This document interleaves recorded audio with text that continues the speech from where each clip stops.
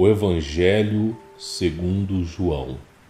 Antes de iniciarmos esse estudo, eu peço encarecidamente para você para que oremos, afinal, o Espírito Santo é que traz a verdade. Quando você estuda a Bíblia despreparado, desarmado, nessa batalha espiritual, você sofre interferências e muitas vezes você acaba não compreendendo a palavra.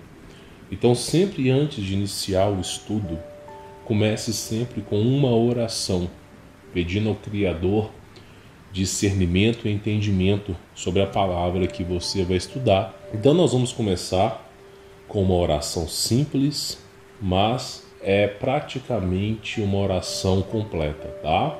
Que é o Pai Nosso, e depois nós acrescentamos a essa oração. E logo em seguida eu vou ler para vocês capítulo 1 de João. Nós vamos ler os estudos bíblicos e também iremos chegar a uma conclusão, tá bom? Então, a aula de hoje nós temos a leitura do Evangelho, os estudos bíblicos da Bíblia King James e nós temos também comentários finais aos quais eu vou falar, tá? Então a gente começa com a oração. Pai nosso que estás nos céus, santificado seja o vosso nome, venha a nós o vosso reino, seja feita a vossa vontade, assim na terra como nos céus.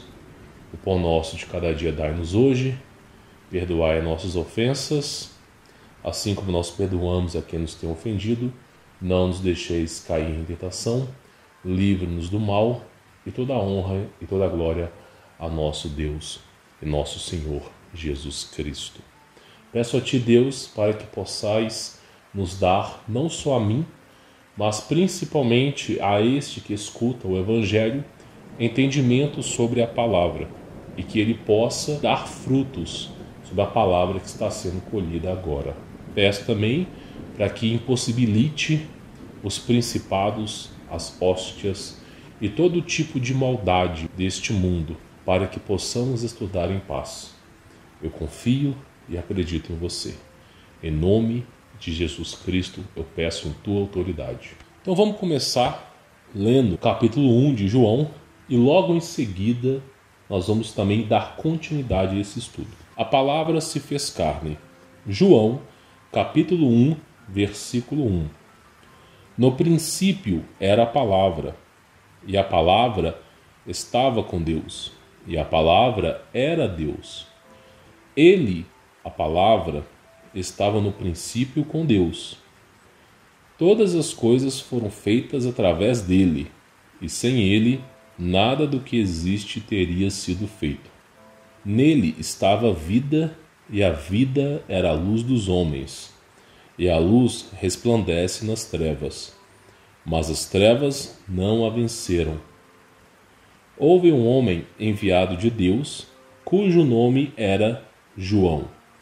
Ele veio como testemunha para que testificasse a respeito da luz, a fim de todos virem a crer por intermédio dele.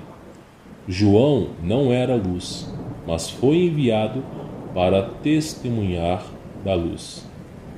A palavra é a luz verdadeira, que vinda ao mundo, ilumina a toda a humanidade. Aquele que é a palavra estava no mundo, e o mundo foi feito através dele, mas o mundo não o reconheceu. Ele veio para o que era seu, mas os seus não o receberam. Mas todo quantos o receberam, deu-lhes o direito de se tornarem filhos de Deus, ou seja, aos que creem no seu nome, os quais não nasceram do sangue, nem da vontade da carne, nem da vontade do homem, mas de Deus. E a palavra se fez carne e habitou entre nós. Vimos a sua glória, glória como a do unigênito do Pai, cheio de graça e verdade.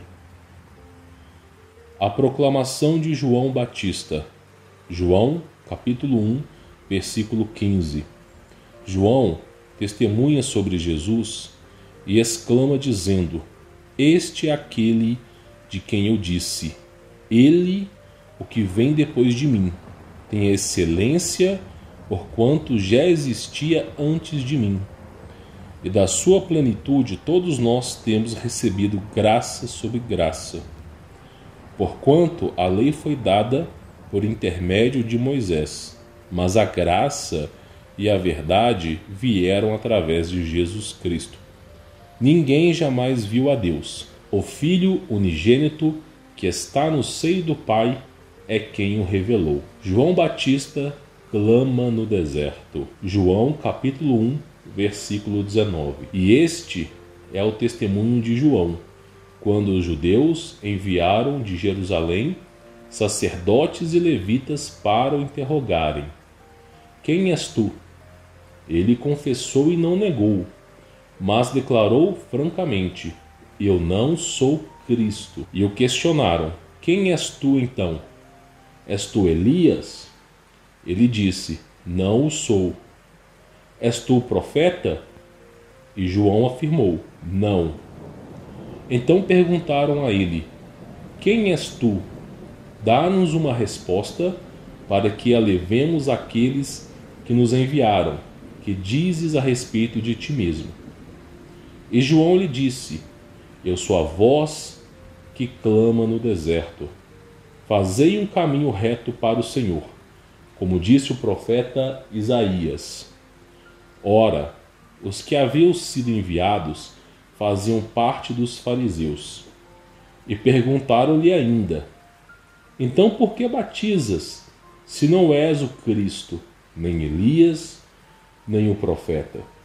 João respondeu-lhes dizendo: eu batizo com água, mas no meio de vós já está quem vós não conheceis. Ele é aquele que vem depois de mim, cujas correias das sandálias não sou digno de desamarrar. Essas coisas aconteceram em Betânia, do outro lado do Jordão, onde João estava batizando. Jesus, o Cordeiro de Deus. João, capítulo 1, versículo 29. No dia seguinte, João viu a Jesus, que vinha caminhando em sua direção, e disse: eis o Cordeiro de Deus, que tira o pecado do mundo. Este é aquele do qual eu disse: depois de mim vem um homem que tem a excelência, pois que já existia antes de mim. Eu não o conhecia, mas a fim de que ele fosse revelado a Israel, vim, por isso, batizando com água. João batiza Jesus. João capítulo 1, versículo 32. E João testemunhou dizendo: viu o Espírito descendo do céu, como uma pomba, e permaneceu sobre ele. Eu não o conhecia. Aquele, entretanto, que me enviou a batizar com água me disse: aquele sobre quem vires descer e permaneceu o Espírito, esse é o que batizo com o Espírito Santo. E eu, de fato, vi e testifico que este é o Filho de Deus. Os primeiros discípulos de Cristo. João, capítulo 1, versículo 35. No dia seguinte, João estava outra vez na companhia de 2 dos seus discípulos, e observando que Jesus passava, disse: eis o Cordeiro de Deus. Os 2 discípulos ouviram o que ele falou e se tornaram seguidores de Jesus.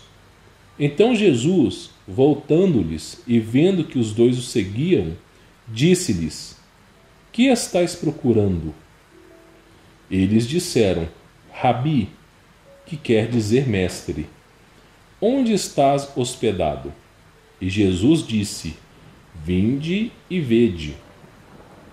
Eles foram e viram onde Jesus estava morando, e ficaram com ele aquele dia, sendo isso por volta da hora 10ª. Um dos 2 que ouviram João falar e seguiram a Jesus era André, irmão de Simão Pedro. Ele primeiro procurou seu próprio irmão, Simão. Ele disse: encontramos o Messias, que quer dizer o Cristo. E o levou a Jesus. Quando Jesus olhou para ele, disse: tu és Simão, o filho de João. Tu serás chamado Cefas, que quer dizer rocha. Jesus encontra outros discípulos. João, capítulo 1, versículo 43. No dia seguinte, Jesus decidiu ir a Galiléia. Quando encontrou a Felipe, disse-lhe: segue-me. Ora, Felipe era de Betsaida, cidade de André e de Pedro. Felipe encontrou a Natanael e disse-lhe: encontramos aquele sobre quem Moisés escreveu na lei, e a respeito de quem também escreveram os profetas, Jesus de Nazaré, filho de José. E Natanael disse-lhe: pode alguma coisa boa vir de Nazaré? Filipe respondeu-lhe: vem e vê.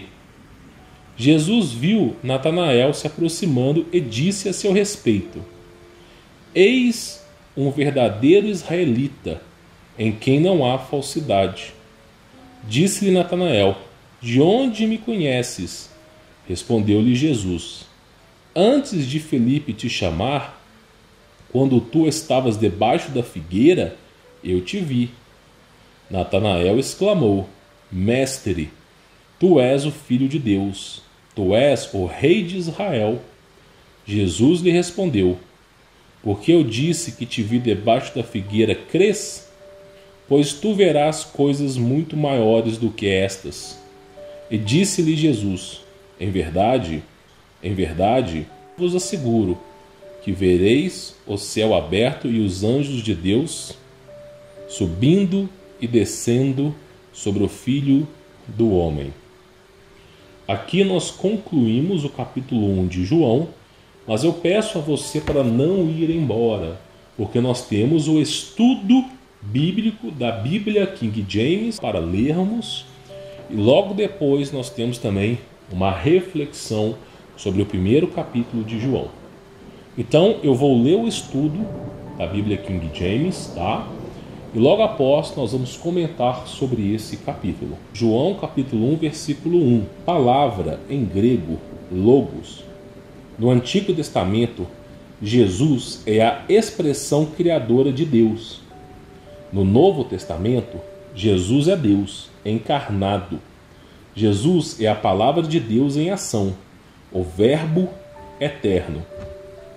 O evangelista deixa claro que a palavra, o Verbo eterno e a sabedoria são a mesma pessoa, Jesus Cristo, o qual sempre esteve com Deus. Através, em grego dia, é a expressão criadora do Pai. Deus, através do seu Filho, a palavra logos, criou tudo o que há no exílio, no absoluto nada. O termo egneto, feito ou fez-se, não admite qualquer possibilidade de dualismo metafísico ou gnosticismo. Aqui a tradução literal é necessária. Deus é o Criador e sua palavra o agente. Em Apocalipse, capítulo 3, versículo 14, o Amém é derivado da palavra hebraica Amon, que significa arquiteto, como em Provérbios, capítulo 8, versículo 30. A luz de uma pequena vela pode dissipar a escuridão de uma grande sala. Luz e trevas são forças opostas, mas não de igual energia. A luz é mais poderosa. Se alguém permanece nas trevas espirituais, não é por falta de luz, mas porque deliberadamente prefere o mal. Jesus é a luz que ilumina a todos os seres humanos. A expressão grega indica que o nascimento espiritual é um dom de Deus, concebida a cada crente em especial, e não pode vir por descendência humana, nem pelo cumprimento de qualquer ritual de iniciação à religião. O Espírito de Deus habitou plenamente. Em grego, tabernaculou, o corpo humano de Jesus. Deus encarnado. Filho, assim como no original King James, 1611. Deus unigênito. A palavra grega, Cristo, corresponde a Messias em hebraico. Em Isaías, capítulo 40, versículo 3, com ou em água, também nos versos 31 e 33. Este é o convite de Cristo a todo aquele que deseja verdadeiramente conhecer a Deus. Vem e vê. João traduziu o honroso título aramaico Rabi, literalmente, meu grande mestre, para seus leitores gregos. Durante o primeiro século, Rabi passou a ser um título conferido aos mestres ordenados nas escolas rabínicas. Hora décima significa 4 horas da tarde pelo horário judaico. Aqui em capítulo 4, versículo 25. É interpretado pelo equivalente grego Christos. No Antigo Testamento, essa forma designava o rei de Israel, o ungido do Senhor, como em 1 Samuel, capítulo 16, versículo 6.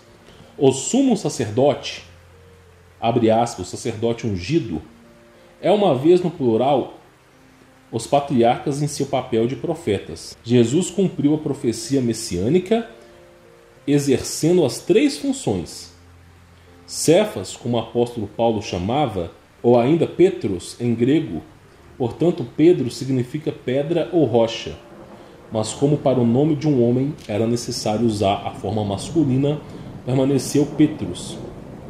Em verdade, ou com toda certeza, como na King James, em grego amém, de origem hebraica muná, significa fiel e digno de confiança. Jesus usa essa frase sempre que reivindica sua autoridade messiânica. Então até aqui nós temos o estudo da King James baseado no capítulo 1 de João. E aqui nós temos também, tá, em verdade. Quando se diz na Bíblia em verdade, você tem aqui outro entendimento também. Isso significa que Jesus Cristo está afirmando a autoridade messiânica que só Ele possui. Por isso Cristo diz, em verdade eu vos digo, que somente Ele é digno de ser o Messias. E a tradução também, tá, significa fiel e digno de confiança. Então até aqui nós lemos o capítulo 1 de João, e nós também estudamos e lemos os estudos bíblicos da Bíblia King James, edição 1611, da editora Aba. E agora nós vamos refletir um pouco sobre a palavra. Quando João fala, no capítulo 1, versículo 1, no princípio era a palavra, e a palavra estava com Deus, e a palavra era Deus, algumas igrejas fazem uma interpretação errada, dividindo Deus em trindade, dualidade, e isso não é correto, porque Deus é uno. Quando você pega, por exemplo, o Espírito Santo, ele é a manifestação de Jesus Cristo, no qual nós vamos estudar aqui ainda. Quando você pega Deus, aquele que está no trono, e quando Cristo ora ao próprio Pai, Jesus Cristo é a ação de Deus.